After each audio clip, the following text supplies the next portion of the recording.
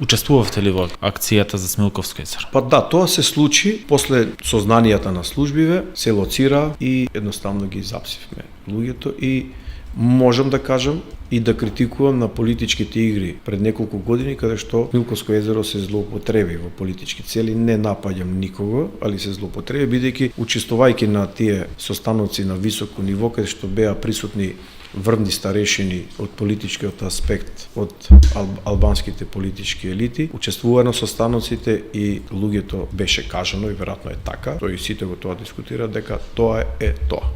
Со сите информации, со сите истражувања, со сите истраги што се водеа, крим техника, значи тоа. Чи беше пропустот, како дозволивме да не се случи Смилковско езеро? Тоа не беше класична терористичка група, тие сепак биле во цивилки и можеле било каде да отидат и да направат нешто. Дали службите... Ама тоа беше токму во делот на великденските празници, тоа било планирано, тоа е поголема група. Видете, се случува секаде во светот такво нешто, па се случило и кај нас. Дали сме биле подготвени, ние после тоа се реагираше, се изапсија луѓето. Кај го искористив јас Смилковско езеро како одредена случка за друга работа.